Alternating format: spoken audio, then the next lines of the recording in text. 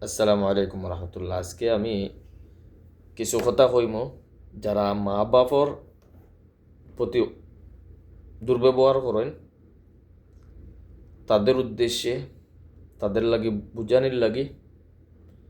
মা বাপ লাগে কষ্ট দিলে দুনিয়া আখেরাত নষ্ট হয়, তার বাস্তব একটা প্রমাণ আমাদের সামনে ছিল। এটা আমি তুলে ধরব। আর আমার পরিচিত যারা আছেন, অনেকে আছেন আমার ফেসবুকে ফ্রেন্ড আছেন, যদি বুঝে থাকেন বা আমার কথা থেকে বুঝতে পারেন যে এই লোকটার কথা আমি তুলে ধরছি, প্লিজ এটা কমেন্টে প্রকাশ করবা না।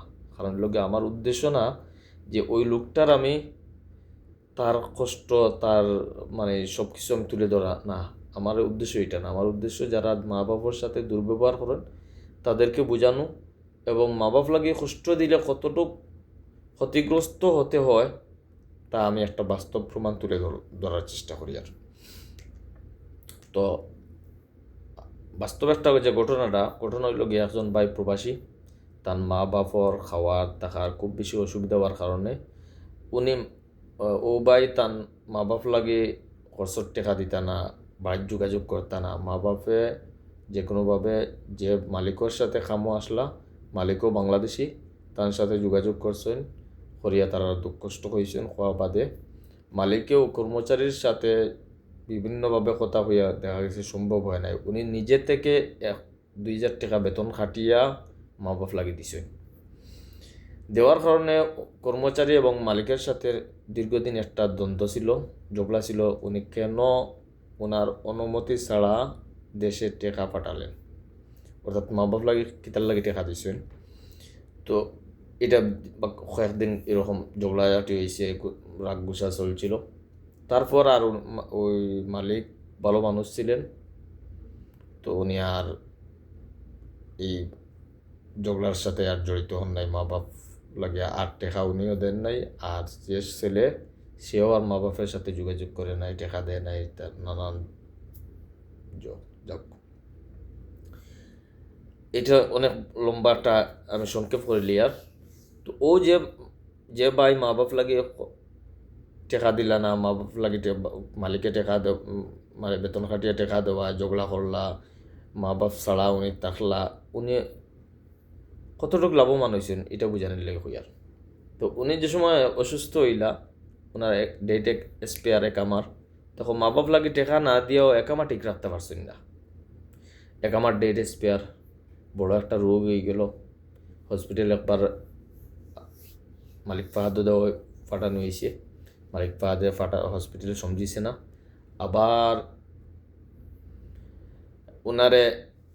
ওনার যে শরীরের গতি মানে খুব বেশি অসুস্থ থাকার কারণে কয়েকজন মিলিয়া সিদ্ধান্ত করলা যে ওনার যে কোনো একটা জায়গায় রাখি, লাওয়ারিস হিসাবে অ্যাম্বুলেন্সে উঠিয়ে নিব। তো যাই হোক, লাস্ট পর্যায়ে প্রবাসী যারা যে কয়জন ছিলা এলাকার বলতে ওই আমাদের সিলেটেরই যথেষ্ট পরিমাণ মূল্যায়ন করছেন, চেষ্টা করছেন, সহযোগিতা করছেন। উনি মারা গেছেন। যাক, তো কত হইল কি যে এই যে লাওয়ারিস হিসাবে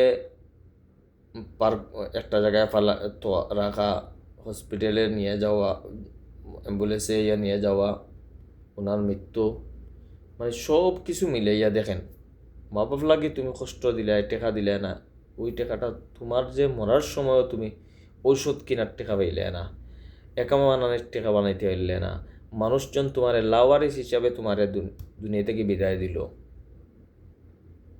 এর চেয়ে কষ্ট আর কি হইতে পারে? অথচ নাই মানুষ। এই সৌদি আরবে ওনার সাসার ভাই, ময়ূরগুলোর ভাই, বনি জামাই, অনেক মানুষ আছিল, কিন্তু লাওয়ারিস হিসাবে হসপিটাল পাঠানো হয়েছে। এটা মূল হচ্ছে মা বাবার সাথে দুর্ব্যবহার, মা বাবার মনের অন্তরের থাকি যে কষ্ট, এই কষ্টর প্রতিদান হিসাবে আল্লাহ ওনাকে এইরকম পরিস্থিতিতে ফেলাইছেন। তো যারা মা বাপ লাগে কষ্ট দিন, বিশেষ করে অনুরোধ, মা বাপ লাগে কষ্ট দিয়া দুনিয়া আখেরাত কোনটা পাইতে নাই।